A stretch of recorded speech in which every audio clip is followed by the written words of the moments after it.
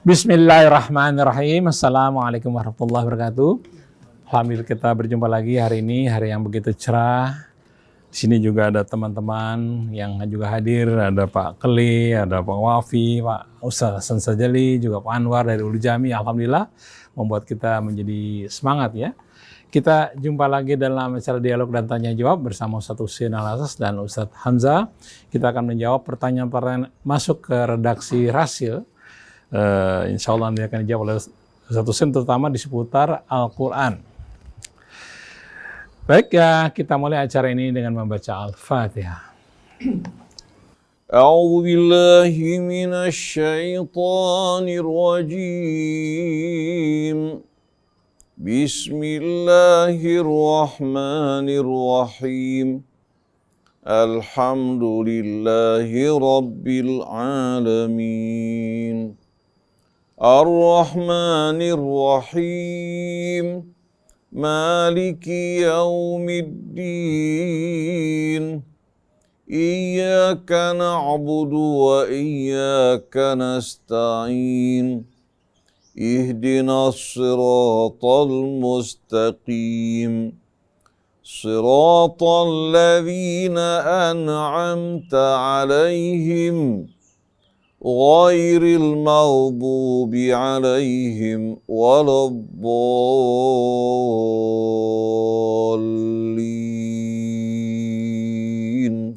Alhamdulillah kita sudah membaca Al-Fatihah. Mudah-mudahan Allah mudahkan kita dalam menangkap apa yang disampaikan nanti mengenai jawaban-jawabannya.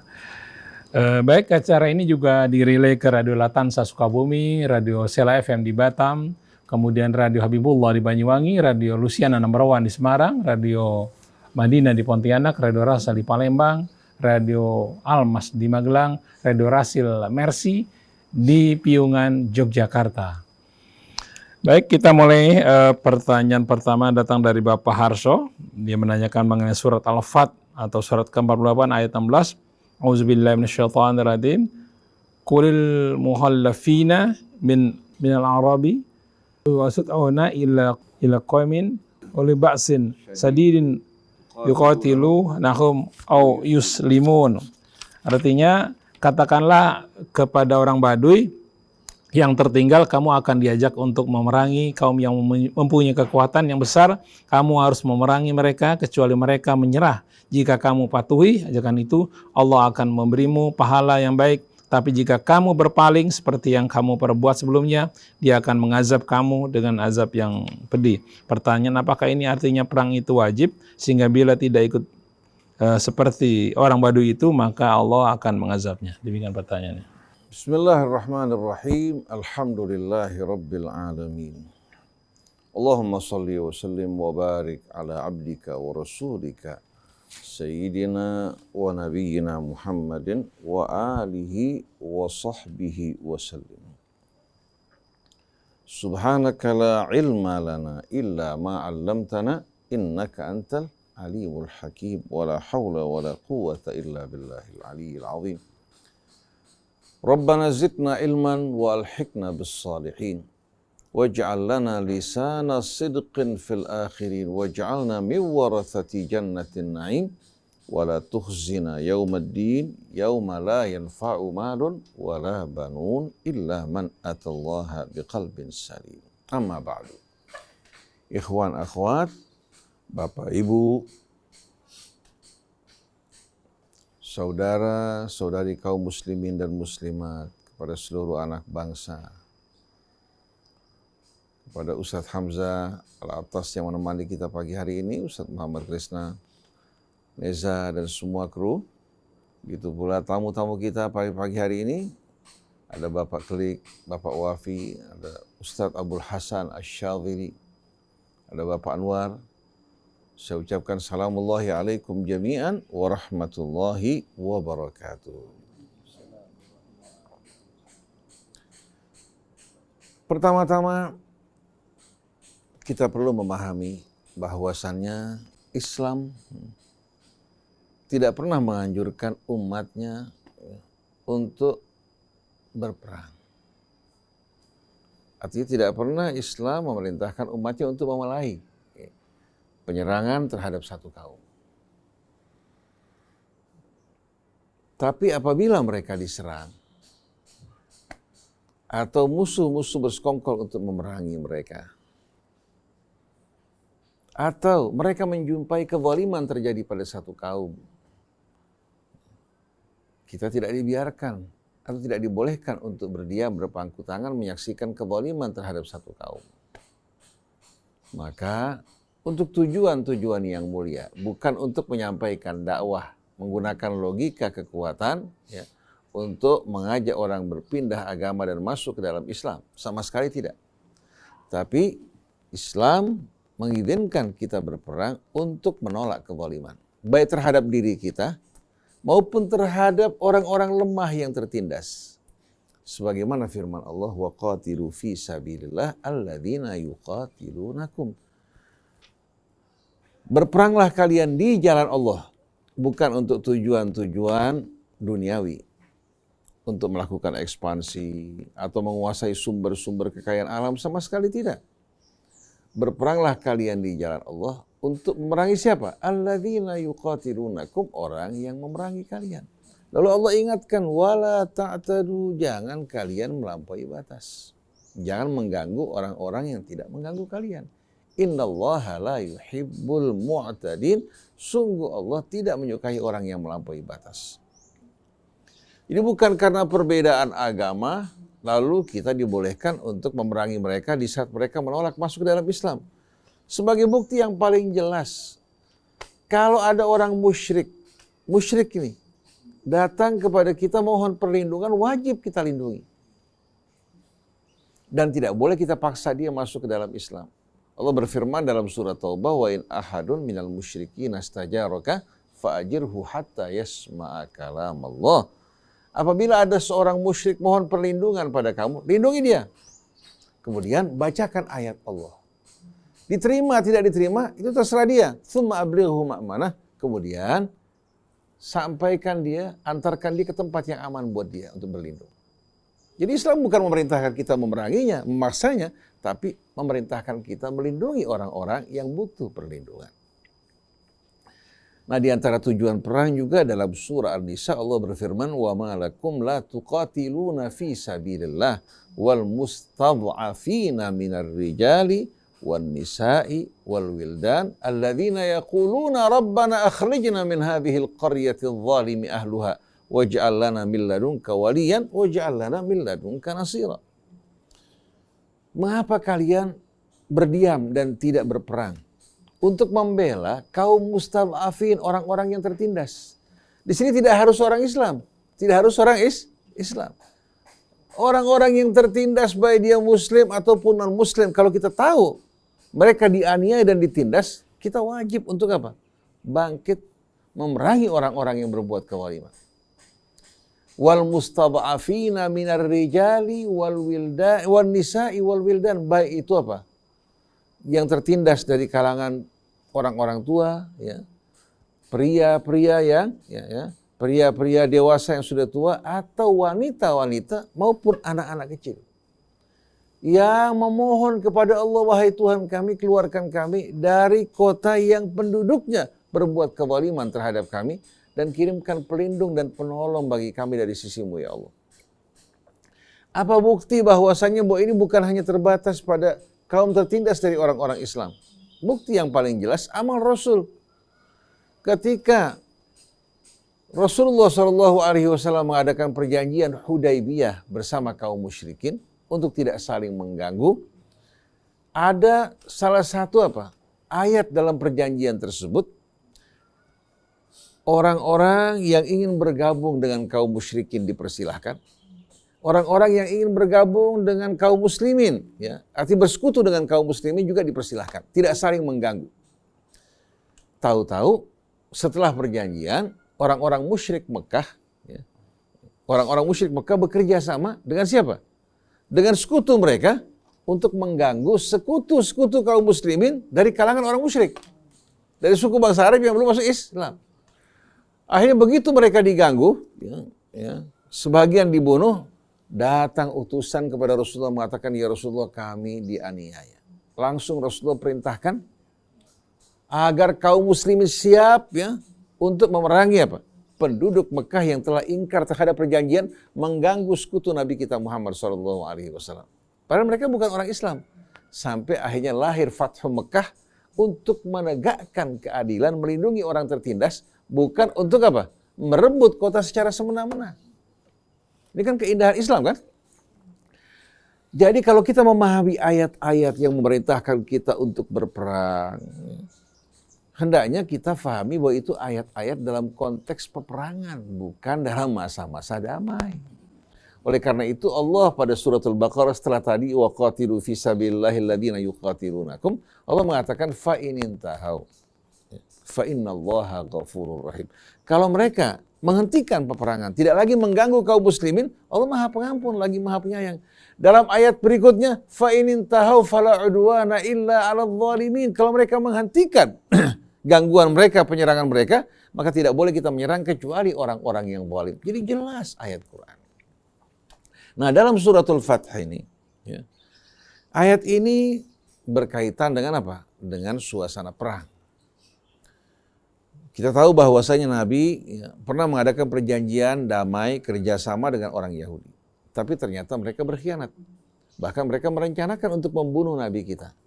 Akhirnya mereka diperangi oleh kaum muslimin karena pelanggaran mereka. Bani Nadir, Bani Qainuqa, termasuk diantaranya Bani Quraidah yang tinggal menyatu bersama kaum muslimin di Madinah. Mereka berkhianat dengan bersekongkol bersama pasukan sekutu untuk mengganggu, merongrong, dan memerangi kaum muslimin. Mereka semua diperangi dan diusir dari Madinah. Tinggal terakhir Yahudi Khaybar. Yahudi yang bukan dalam kota Madinah, agak jauh dari apa? Dari ibu kota Madinah, ya. Mereka merupakan komunitas yang betul-betul kokoh dan kuat dan mereka hidup di lingkungan benteng yang menjaga mereka. Kaum muslimin juga mendapatkan apa? Gangguan rongrongan dari mereka. Maka Allah perintahkan pria-pria ya, yang sehat, yang mampu, yang kuat untuk pergi berperang. Jadi peperangan di sini diwajibkan hanya untuk mereka-mereka yang memenuhi syarat, yang sehat, yang kuat, yang mampu.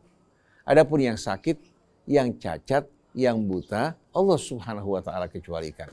Oleh karena itu dalam suratul Fatah setelah ayat yang tadi dibaca, Allah berfirman pada ayat 17, laisa 'alal a'ma harajun wala 'alal a'raji harajun wala 'alal maridi haraj.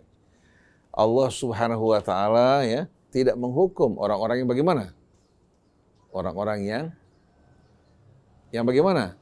Yang buta, yang pincang, yang sakit. Ya. Orang-orang seperti ini ya, yang punya udzur, Allah bebaskan mereka dari kewajiban untuk berperang. Tapi Allah wajibkan mereka untuk tetap melakukan amar ma'ruf nahi mungkar. Amar ma'ruf nahi mungkar. Artinya mereka harus berperang. Peperangan tidak cocok untuk mereka karena mereka buta, cacat kaki, atau mereka dalam keadaan sakit. Tapi orang yang sehat, orang yang mampu, ya, Allah Subhanahu wa taala wajibkan mereka berjuang. Kalau mereka berpaling dan tidak mengikuti perintah Allah, maka dengan sendirinya mereka melakukan dosa dan kejahatan yang amat besar. Dan biasanya mereka sering mengajukan alasan-alasan kenapa mereka enggak perang. Nah, kita lihat bagaimana alasan yang mereka ucapkan pada ayat 10 suratul Fatah. Pada ayat 11 suratul Fatah. Sayaqulu lakal mukhallafuna minal a'rab. Syaghalatna amwaluna wa ahluna fastaghfir lana. Begitu Nabi usai peperangan menjumpai mereka, mereka mengatakan, ya Rasulullah, kami disibukkan oleh urusan harta kami, oleh anak-anak keluarga kami, hingga kami tidak mampu untuk pergi berperang. Mohon ampunlah untuk kami ya Rasulullah. Yaquluna bi alsinatihim ma laysa fi qulubihim. Mereka mengucapkan dengan lidah mereka apa yang tidak sesuai dengan apa yang di hati mereka. Qul faman yamliku lakum minallahi syai'an in arada bikum darran aw arada bikum nafa. Katakan, siapa yang akan melindungi kalian kalau Allah Subhanahu wa taala menghendaki mara bahaya bagi kalian, atau katakan manfaat yang Allah bisa berikan kepada orang yang berjuang, sedangkan bagi kalian yang melanggar, Allah kenakan mara bahaya. Siapa yang bisa menyelamatkan kalian? Bal kana Allahu bima ta'maluna khabira. kalian harus paham, jangan kalian beranggapan kalian bisa berbohong di hadapan Allah. Sesungguhnya Allah Maha tahu apa yang kalian perbuat. Lalu apa alasan mereka tidak ikut berperang? Bal dhanantum alla yanqalibar rasul wal mu'minuna ila ahlihim abada. Yang menyebabkan kalian tidak berperang bukan alasan tadi. Tapi kalian beranggapan bahwasannya Rasul sama orang yang beriman tidak akan pulang kembali, ya, tapi akan binasa dalam peperangan. Wa dhanantum dhanna sau'i wa zuyyina dzalika fi qulubikum wa dhanantum dhanna sau'i wa kuntum qauman bura. Kalian sudah berprasangka buruk, tidak yakin terhadap janji Allah Ta'ala. Syaitan menghiasi amal kalian, kalian ragu dengan janji Allah, bahkan berprasangka buruk, ya. Sungguh kalian merupakan kaum yang bobrok dan rusak. Kata bur ini biasa digunakan untuk tanah yang bagaimana? Yang tidak produktif, tanah yang rusak. Artinya mereka mirip dengan tanah yang rusak. Kalau ditanami kebaikan, tidak akan tumbuh sama sekali. Malah pohon-pohon yang tidak bermanfaat, yang tidak berguna, yang merugikan yang tumbuh. Lalu Allah Subhanahu wa taala ingatkan, "Wa man lam yu'min billahi wa rasulihi fa inna a'tadna lil kafirina sa'ira walillahi mulkus samawati wal ard wa kana Allahu ghafurur rahima." Allah ingatkan bagaimana hukuman bagi mereka yang menentang, membangkang. Allah sediakan azab yang maha pedih. Tapi yang mau kembali pada Allah, Allah sambut, Allah akan berikan ampunan buat mereka. Nah, setelah itu Allah berkata kepada orang-orang apa? Kepada para mukhallafin yang nggak ikut perang, ya, yang sengaja tidak ikut perang tanpa alasan. Qul lil mukhallafina minal a'rab satud'auna ila qaumin uli ba'sin syadidin tuqatilunahum aw yuslimun. Katakan pada mereka, ya, kaum Badui yang apa? Yang tidak ikut serta dalam peperangan tanpa alasan. Bahwa kalian akan diajak untuk memerangi satu kaum yang punya kekuatan yang amat dahsyat. Kalian perangi mereka atau mereka menyerah. Fa in tuti'u yu'tikumullahu ajran hasanah. Kalau kalian siap, taat, Allah akan berikan ganjaran yang baik. Tapi wa in tatawallaw kama tawallaitum min qablu yu'adzibkum adzaban alima. Kalau kalian berpaling sebagaimana keadaan sebelumnya, Allah akan menyiksa kalian dengan siksaan yang pedih. Nah, ini kalau kita lihat pada ayat ini kelihatannya tertuju pada apa? Yahudi Khaybar. Karena Yahudi Khaybar itu Yahudi yang cukup kuat, bahkan mereka dikepung, ya, dalam waktu yang cukup lama. Sampai akhirnya mereka, ya, runtuh dan mengalami kekalahan. Nah, kita ini memang kalau bicara soal berani, bicara soal perjuangan, sebelum kita menghadapi, apalagi dalam keadaan semangat, seperti orang menyaksikan film, ya, perjuangan. Dia penonton, beda dengan orang yang mengalami, kan?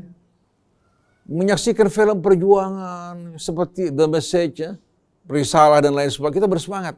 Tapi kalau kita sendiri menghadapi peperangan, bisa-bisa kita lari tunggang langgang. Oleh karena itu, kita terkadang diuji oleh Allah berhadapan dengan hal-hal yang tidak kita suka. Contohnya COVID. Banyak orang yang belajar dari COVID, dia beristighfar atas dosanya, memperbaiki kesalahannya, menggunakan sebaik-baiknya sebaik kesempatan. Tapi banyak yang berkeluh kesah, maki-maki COVID. Tidak puas dengan ketentuan Allah. Dia beranggapan Allah yang zalim terhadap dirinya. Padahal ini merupakan akibat dari perbuatan manusia. Nah, kita nih, saya termasuk ustadz, bicara mengajak orang untuk berjuang, untuk bersabar. Tapi kalau diuji oleh Allah Ta'ala, belum tentu kita seperti apa yang kita ucapkan. Oleh karena itu kita mohon pada Allah agar perbuatan kita, hati kita sesuai dengan ucapan kita. Maka jangan kita ada di tengah-tengah lingkungan yang bobrok. Kita hidup di tengah-tengah lingkungan pejabat penguasa, akhirnya logika kita seperti mereka. Kesalahan mereka kita bela mati-matian. Sedangkan kebenaran yang lain kita cemohkan. Begitu kalau hidup di tengah-tengah lingkungan penguasa, pengusaha, kita punya logika sama dengan mereka karena terima imbalan dari mereka, akhirnya selalu kita beranggapan apa? Apa saja yang mereka buat benar. Tapi hiduplah bersama rakyat-rakyat yang lemah, yang tertindas, yang miskin. Kalau kita biasa kumpul sama mereka, kita merasakan derita mereka. Dan kita akan mensyukuri nikmat Allah. Alhamdulillah. Banyak orang yang tidak makan, yang sulit. Ya. Jangankan mereka bisa beli sesuatu. Untuk makan yang pokok aja, Mereka bingung, terkadang makan siang, malam mereka tidak tahu harus makan apa. Sedangkan kita diberikan kenikmatan yang begitu banyak, tapi kita lupa pada Allah Subhanahu wa Ta'ala. Baru sedikit dicoba, kita berkeluh kesah. Jadi kesimpulannya, Islam tidak pernah mengajarkan kita untuk memulai peperangan. Tapi Islam selalu apa? Mengajak kita untuk bersikap adil, bersikap kasih terhadap sesama, terhadap orang-orang yang berbeda agama. Kita diajak untuk berdakwah dengan menggunakan kekuatan logika, dengan akhlak yang baik, bukan menggunakan logika kekuatan. Dan orang yang menggunakan logika kekuatan akan berbalik terhadap dirinya. Dan ini betul-betul merupakan hal yang amat dimurkai Allah Subhanahu wa Ta'ala. Bukan hanya dari non-muslim terhadap orang Islam. Seandainya seorang beragama Islam melakukan kekerasan, penganiayaan, atau pembunuhan, tidak akan lepas dari tangan Allah Subhanahu wa Ta'ala. Wallahu a'lam. Ustaz Hamzah menambahkan, silakan. Bismillahirrahmanirrahim. Allahumma shalli ala sayyidina Muhammadin wa ala ali sayyidina Muhammad. Jawaban mengenai pertanyaan tadi yang ada di dalam surah Al-Fatah sudah panjang lebar, tapi sedikit saya ingin menjelaskan tentang siapa mereka itu yang diancam oleh Allah Subhanahu wa Ta'ala. Itu qul lil mukhallafina minal a'rab. Al-a'rab ini adalah orang-orang pedalaman, orang-orang Badui. Memang mereka ini banyak masuk Islam, ya, menyatakan mereka beriman itu pada saat kaum muslimin sudah jaya, sudah kuat seperti itu. Nah, tentunya seperti apa yang disebutkan dalam surah Al-Hujurat ayat 14. Ba'da a'udzubillahi minasyaitonir rajim. Bismillahirrahmanirrahim. Qalatil a'rabu amanna qul lam tu'minu walakin qulu aslamna walamma yadkhulul imanu fi qulubikum wa in tuti'u Allaha wa rasulahu la yalitkum min a'malikum syai'a innallaha ghafurur rahim. Orang-orang Arab, orang-orang Badui ini, ya bukan Arab ya, kalau Arab itu orang Arab, tapi kalau Al-Arab itu artinya orang-orang Badui atau orang-orang pedalaman. Mereka mengatakan kami beriman. Ya, mereka datang berbondong-bondong menyatakan kami beriman. Lalu Allah katakan, "Qul lam tu'minu." Katakanlah ya Rasulullah, kalian sebenarnya belum beriman. Walakin qulu aslamna. Akan tetapi katakan kami sudah masuk Islam. Kami sudah tunduk ya kepada Rasulullah SAW. Kami sudah masuk Islam. Jadi tentang keimanan ini ya perlu diuji. Jadi berbeda sekali sikap Allah Subhanahu wa Ta'ala dan Rasulnya ketika waktu kaum muslimin lagi susah, waktu di Madinah, waktu di Mekah. Bagaimana ketika kaum muslimin sedang tertindas, kemudian Sayyidina Bilal masuk Islam, Ammar bin Yasir keluarganya masuk Islam, itu nggak ada dikatakan jangan bilang Islam. Jangan bilang kamu sudah beriman, tapi Islam dulu. Karena Allah sudah tahu kualitas mereka sebagai seorang mukmin. Mereka siap ya, menanggung resiko ya, pada saat mereka menyatakan sebagai muslim, sebagai orang yang beriman, pasti mereka akan mendapatkan ujian di sana. Tapi berbeda ketika Islam sudah jaya. Nah ini apalagi kalau melihat, kalau masuk Islam nih akan mendapatkan ghanimah atau akan mendapatkan misalnya pembagian zakat atau sebagainya gitu. Artinya ada sesuatu yang menggiurkan di sana. Ya, banyak orang yang datang. Oleh karena itu ketika mereka datang, ya Allah Subhanahu wa Ta'ala perintahkan ya bahwasanya mereka boleh menyatakan sebagai muslim. Dan mereka dengan mengucapkan dua kalimat syahadat, mereka sudah menjadi seorang muslim. Tapi tentang keimanannya, ya perlu diuji. Nah ini terbukti ketika ada perintah untuk berperang, mereka beralas-alasan. Mereka, banyak aja alasannya untuk tidak ikut berperang. Sehingga tadi dijelaskan bagaimana ancaman bagi mereka supaya mereka itu ikut dalam peperangan ya. Nah, sebab mereka itu beralasan, alasan-alasannya itu alasan-alasan bohong, ya, tidak dengan sebenarnya. Kalau memang mereka tidak mampu berperang karena mereka lumpuh atau lemah atau apa, itu Allah Subhanahu wa taala sebutkan laisa 'alal a'ma harajun wala 'alal a'raji harajun. Ya, itu diberikan dispensasi oleh Allah Subhanahu wa taala. Jadi ini perintah dari Allah Subhanahu wa taala ini, ya, tentunya bagi mereka yang benar-benar beriman kepada Allah Subhanahu wa taala akan disambut, ya. Tapi ketika keimanan tidak ada dalam hatinya, hanya menampakkan keislaman, ya, ketika ada ujian maka kelihatan di situ siapa yang benar-benar beriman dan siapa yang hanya imannya di mulutnya saja. Wallahu a'lam. Tambahkan sedikit. Jadi sebagai tambahan, Bapak bisa melihat ayat 39 suratul Hajj. 39 suratul Hajj. Di mana izin peperangan diberikan setelah kaum muslimin di Madinah dengan alasan yang betul-betul sesuai dengan kebenaran. Udzina lilladzina yuqataluna bi annahum dzulimu.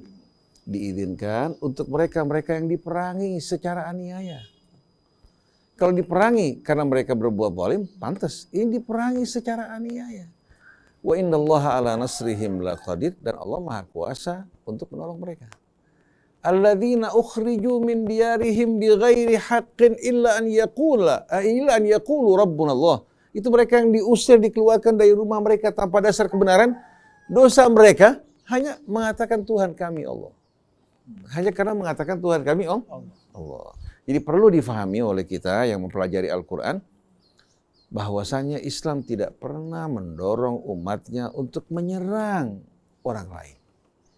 Tapi untuk membela diri, melindungi keluarga mereka, melindungi kaum tertindas, ya, untuk memerangi orang-orang yang berbuat kezaliman.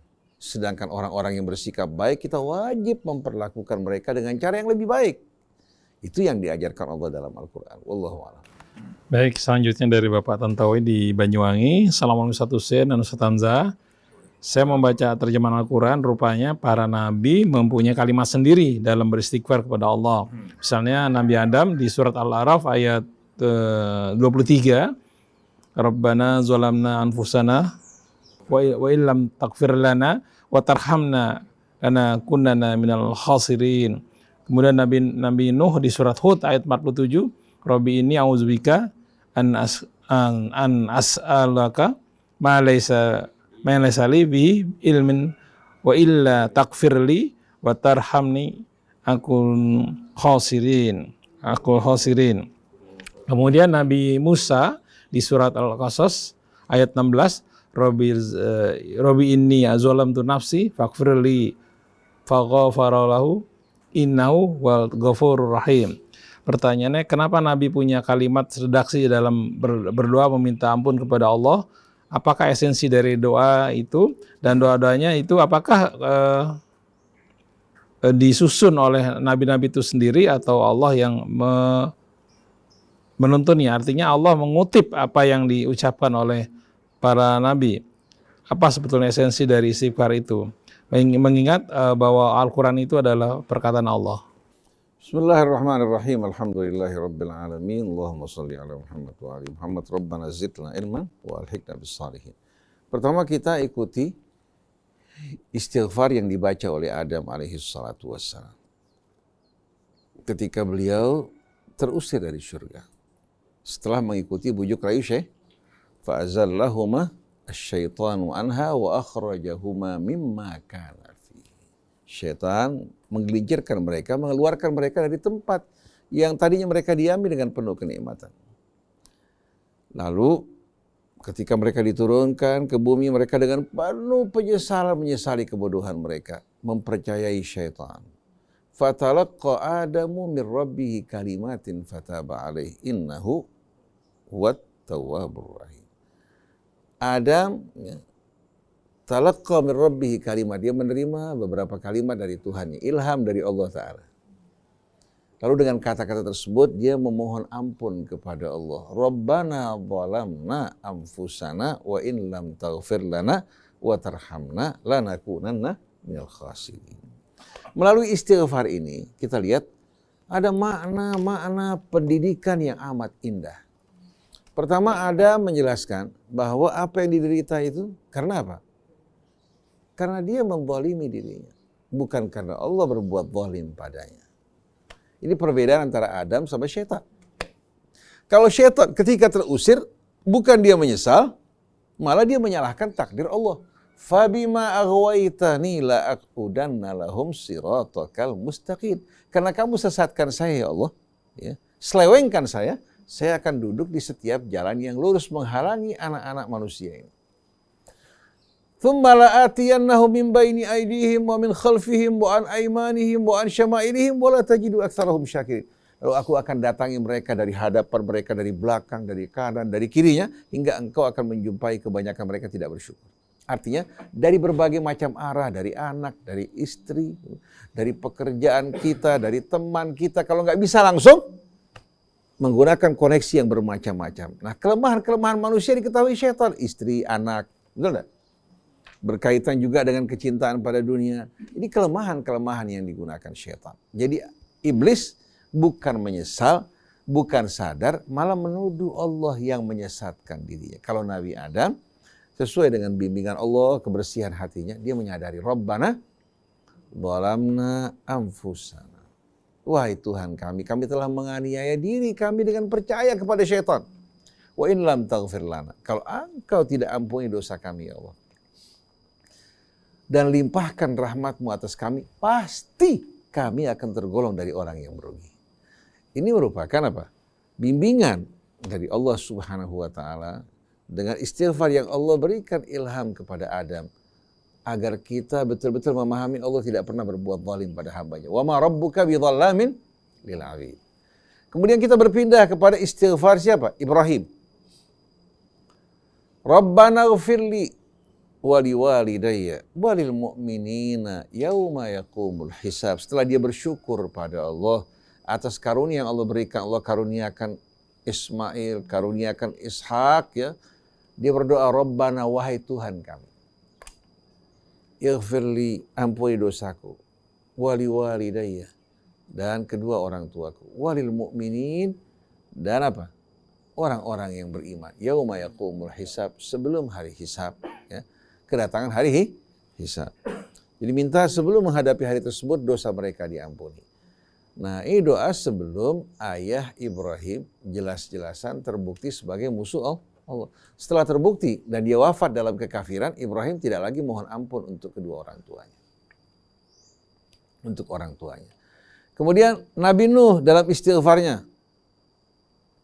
Rabbighfirli dalam surat Nuh, wali walidayya waliman dakhala baitiya mu'minan walil mu'minina wal mu'minat. Wahai Tuhanku, ampunilah dosaku, dosa kedua orang tuaku.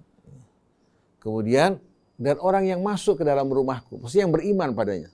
Yang masuk ke dalam rumahnya maksudnya yang beriman bersamanya.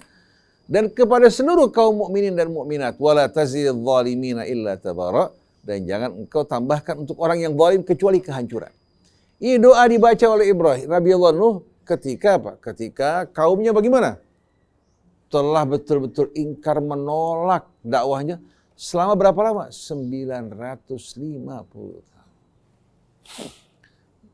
Nabi Nuh dengan doa ini mohon ampun agar Allah selamatkan dirinya, ya, dan orang-orang yang beriman bersamanya termasuk kedua orang tuanya. Akhirnya setelah itu datanglah badai dan tufan yang menghancurkan orang-orang yang kafir. Nabi Allah Yunus. Dia meninggalkan kaumnya tanpa seizin Allah Ta'ala. Karena kaumnya menolak, membangkang, beliau murka, akhirnya beliau bersama para saudagar menumpang kapal mereka mengarungi lautan. Akhirnya Allah Subhanahu wa Ta'ala berikan hukuman karena dia keluar meninggalkan kaumnya tanpa izin. Beda dengan Nabi yang diperintahkan hijrah dari Mekah ke Madinah. Nah, bayangkan coba. Ini menunjukkan bahwa para nabi menyampaikan dakwah merupakan kewajiban, begitu juga para ulama. Jadi kalau ulama milih-milih yang basah, ya, yang banyak ya, penghasilannya datang tapi yang enggak dia ogah-ogahan, enggak mau pergi, berarti dia bukan dakwah karena Allah. Betul enggak? Bukan dakwah karena Allah, tapi dakwah demi lauk. Seharusnya dia berdakwah menyampaikan dakwanya kepada orang-orang yang membutuhkan. Baik diberikan imbalan atau tidak, kewajiban dia menyampaikan dakwahnya. Nah, kalau dia meninggalkan arena dakwah perjuangan, sama dengan lari dari peperangan. Nah, Nabi Yunus yang meninggalkan kaumnya, tahu-tahu akhirnya kapal saudagar, ya, ternyata apa? Di tengah-tengah lautan berhadapan dengan topan dan badai. Sedangkan muatan penuh. Muatan penuh itu beresiko. Akhirnya mereka kurangi barang-barang, ternyata masih apa? Masih juga terancam.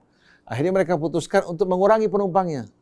Fasahama, diundi, supaya lebih adil kan? Ternyata keluar Nabi Yunus namanya.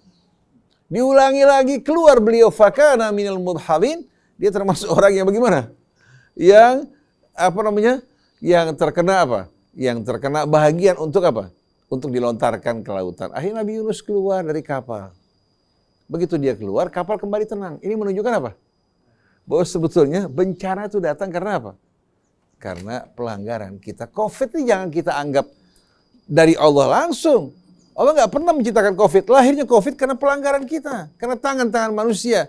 Pada laboratorium mereka yang mengembangkan virus ini untuk cari keuntungan. Udah itu baru mereka bikin vaksin untuk mereka jual. Vaksinnya lagi banyak menimbulkan korban lagi, wal'iyadzubillah.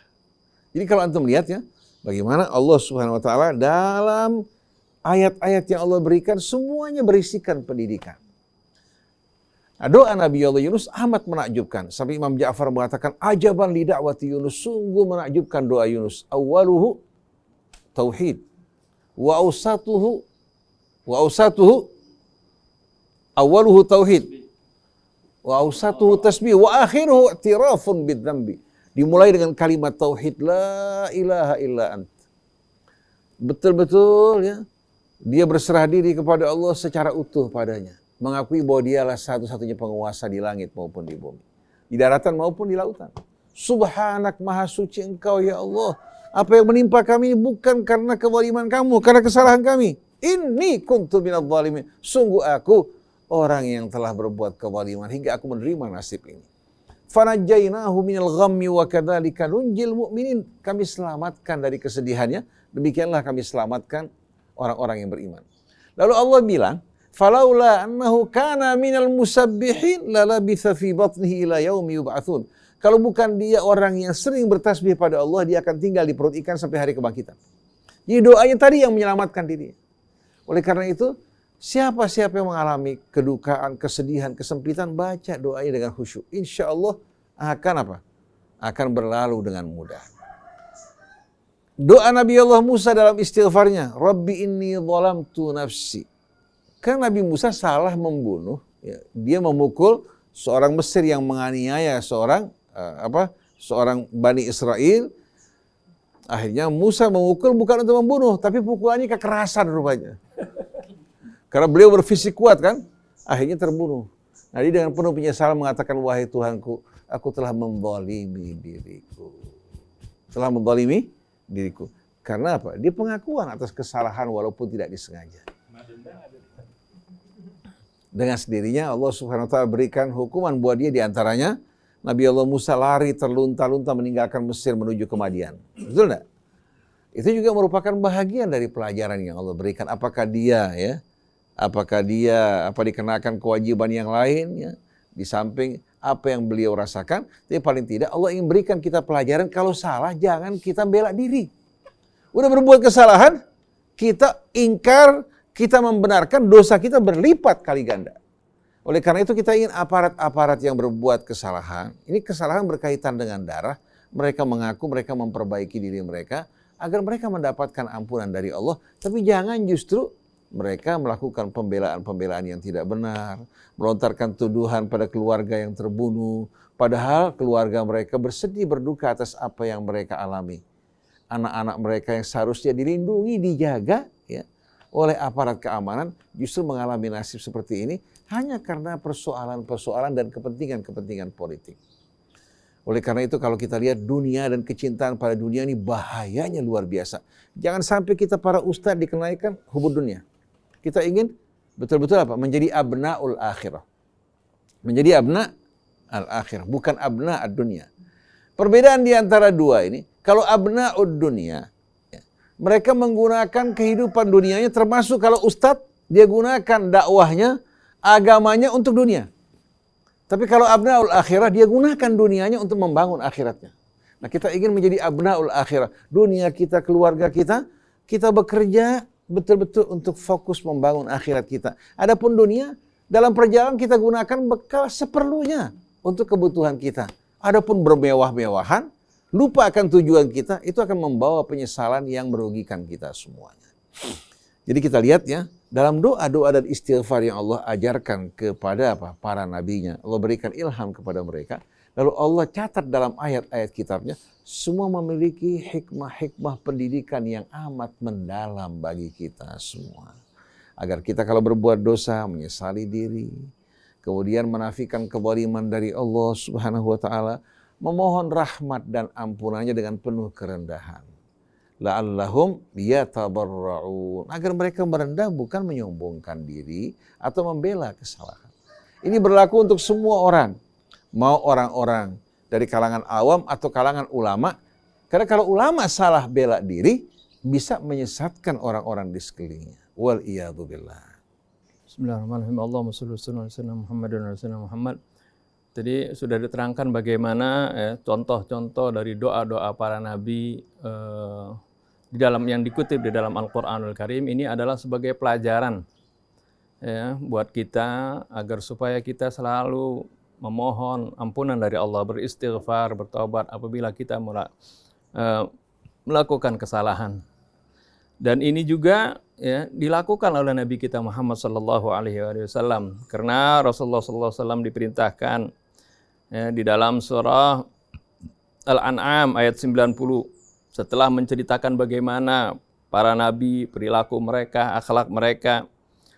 Di sini disebutkan ulaikal ladzina hadallah fabihudahu muqtadih. Mereka itu adalah orang-orang yang telah mendapatkan petunjuk dari Allah Subhanahu wa taala. Fabihudahu muqtadih, maka dengan petunjuk mereka ikutilah mereka.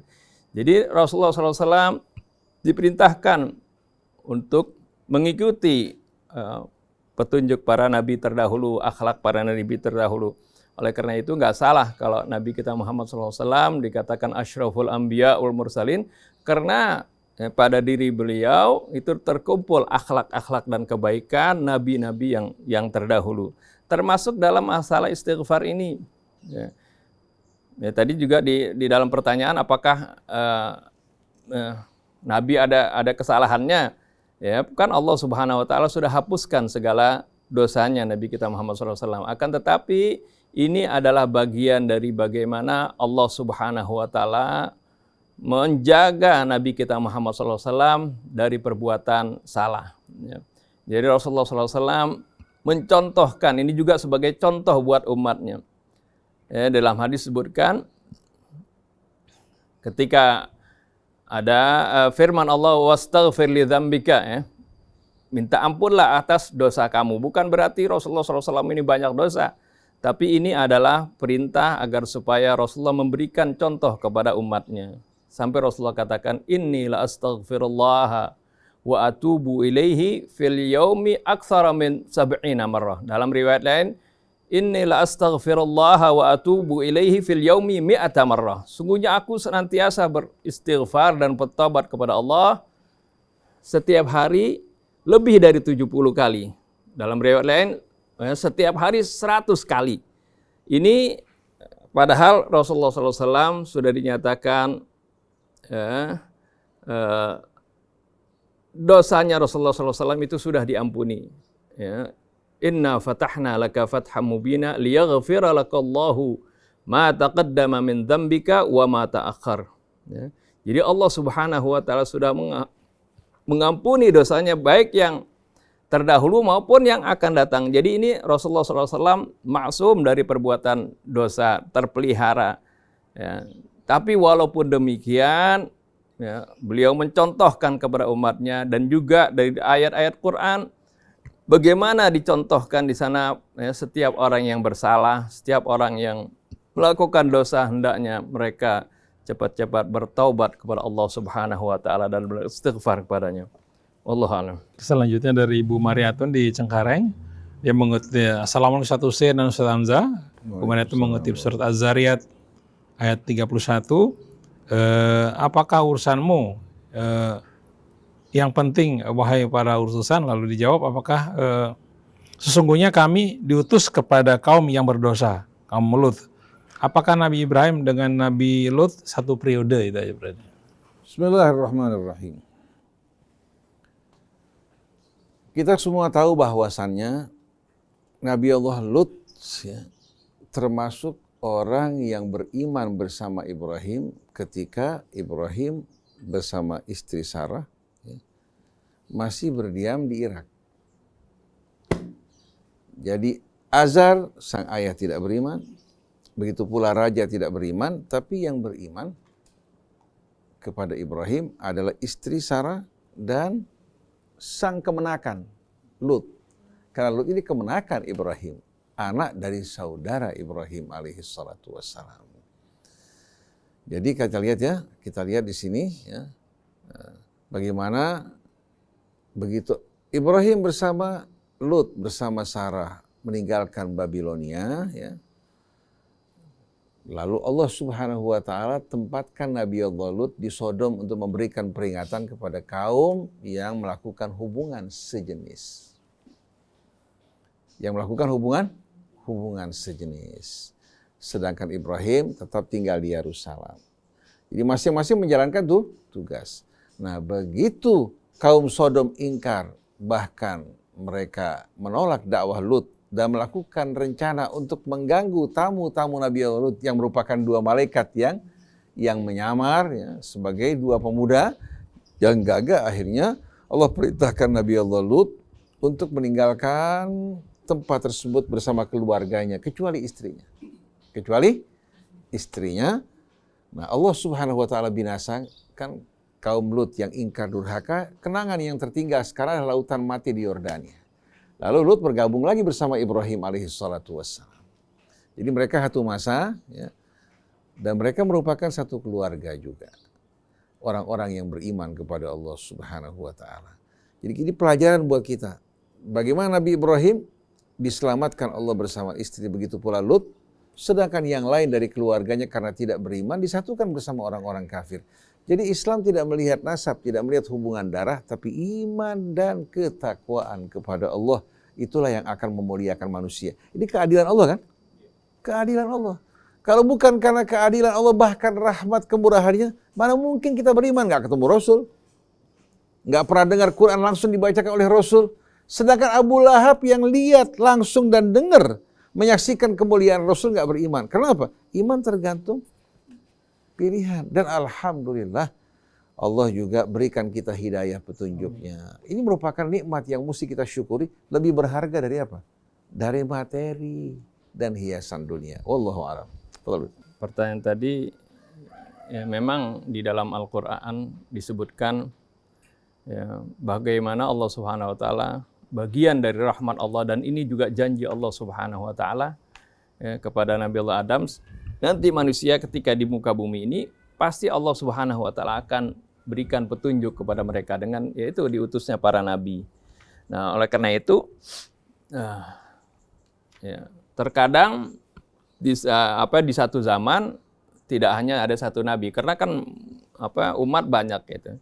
Ya, seperti ya tadi yaitu di zaman Nabi Ibrahim ada juga Nabi Allah Lut, bahkan nanti ada Nabi Ismail, ada Nabi Ishak, itu kan masih istilahnya satu masa, satu periode gitu. Ya, juga zaman Nabi Musa kan ada Nabi Harun, ada.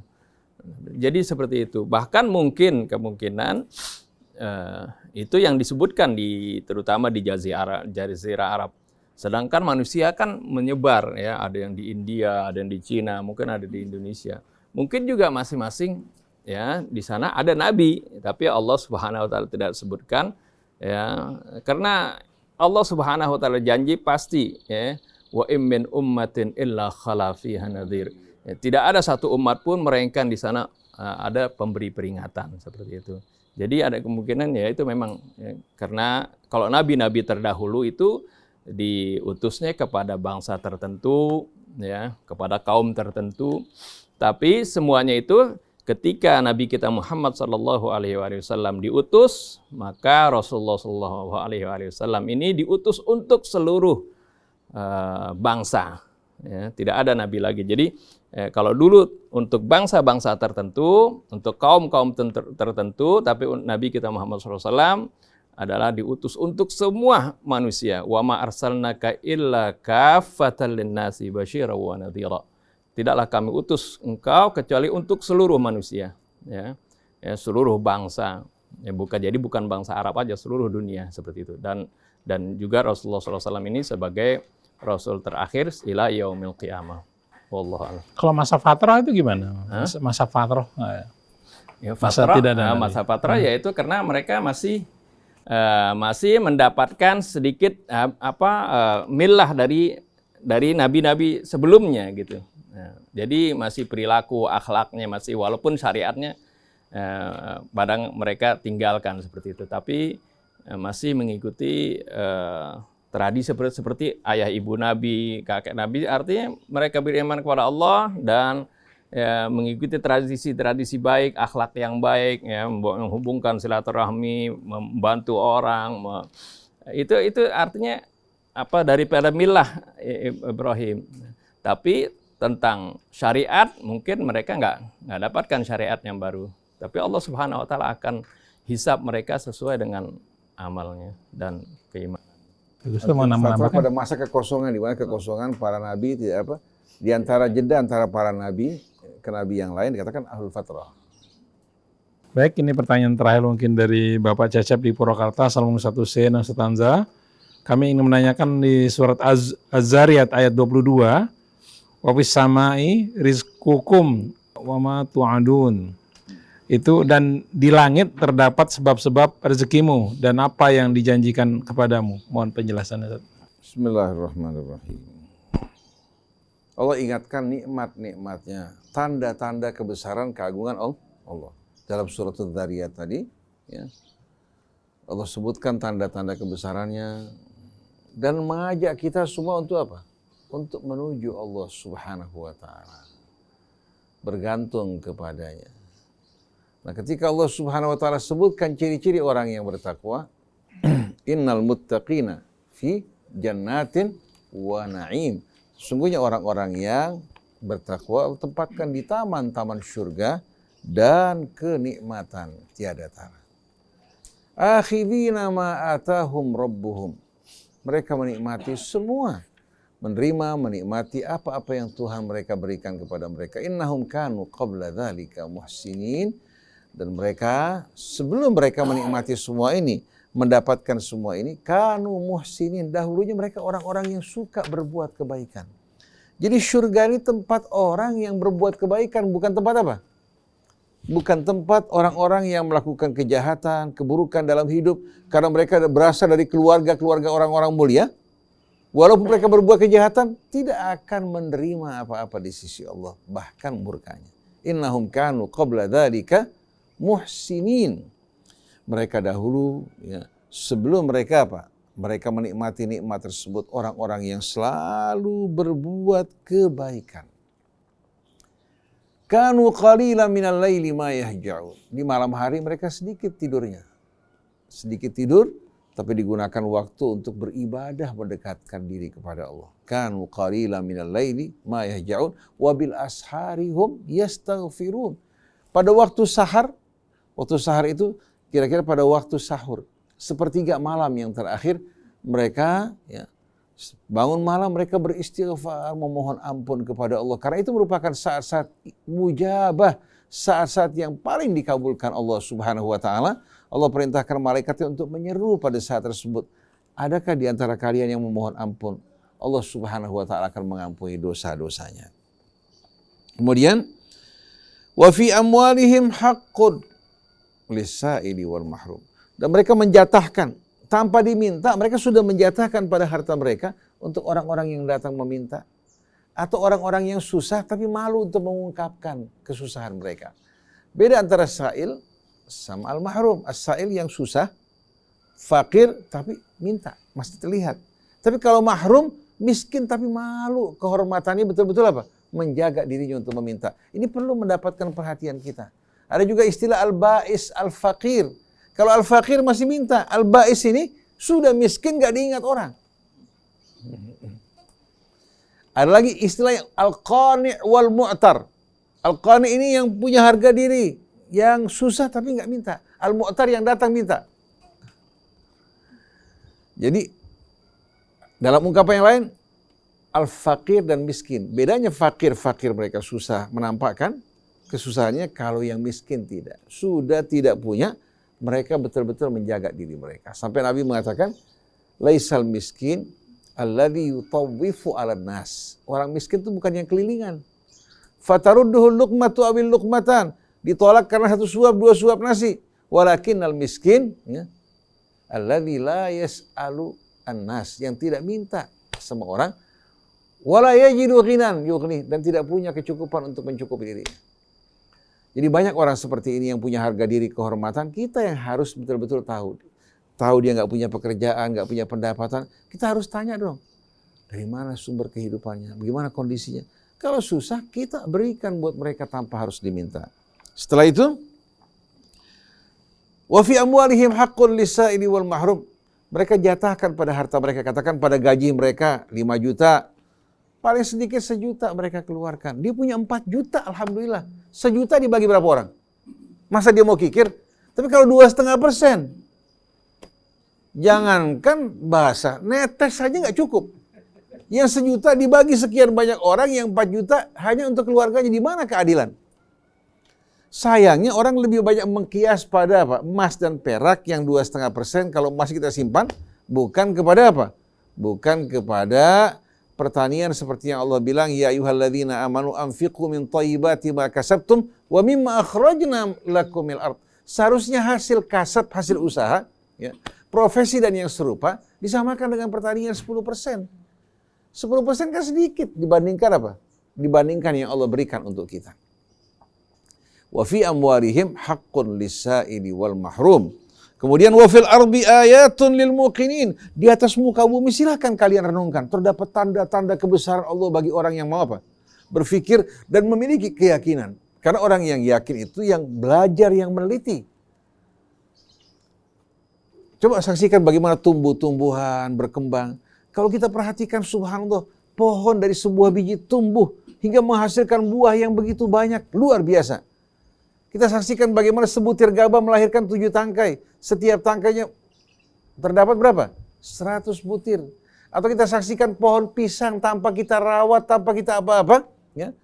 Dia berikan kita buah yang luar biasa. Sebelum pergi, dia tinggalkan anak-anaknya menjadi penerus. Mati satu, tumbuh berapa? Tumbuh sekian banyak. Coba bayangkan. Tapi manusia kurang syukur pada Allah Subhanahu wa taala. Wa fil ardi ayatun lil muqin wa fi anfusikum afala tubsirun. Coba dalam diri kalian renungkan. Apa kalian tidak lihat ayat-ayat kebesaran Allah? Bagaimana jantung siang malam bekerja tak berhenti. Paru-paru kita, ginjal kita berhenti sesaat, binasa kita. Lalu setelah itu, wa fis sama'i rizqukum wa ma tu'adun, dan di langit Allah sediakan rezeki kalian dari butiran-butiran air hujan yang turun ke bumi, menumbuhkan beraneka tanaman, diminum oleh hewan-hewan ternak. Hasilnya untuk siapa? Tumbuh-tumbuhannya untuk kita, untuk juga makanan ternak. Hasil ternaknya, dagingnya, susunya, sampai tulangnya, pupuknya berguna. Betul enggak? Sedangkan manusia yang dijadikan sebagai khalifah malah melakukan kerusakan di muka bumi dengan nikmat yang Allah berikan. Jadi ayat-ayat wa fil ardi ayatun lil muqin wa fi anfusikum afala tubsirun wa fis sama mengajak kita untuk merenung dan bertafakur serta mensyukuri nikmat Allah. Fa wa rabbis samai wal ardi innahu lahaqqun mithla ma annakum tantiqun. Demi Tuhan penguasa langit dan bumi, apa yang Allah sebutkan tadi merupakan hak sebagaimana yang kalian ucapkan dengan mulut kalian. Jadi Allah mengajak kita di sini untuk apa? Berhias dengan sifatnya orang yang bertakwa, orang-orang yang cerdik, yang bijak, yang bersyukur, dan menyadari diri mereka. Orang-orang yang selalu eling ingat kepada Allah Subhanahu wa ta'ala. Jadi wa fis sama'i rizqukum wa ma tu'adun mengajak kita untuk merenungkan bagaimana coba air-air hujan berasal dari matahari yang menguapkan air laut.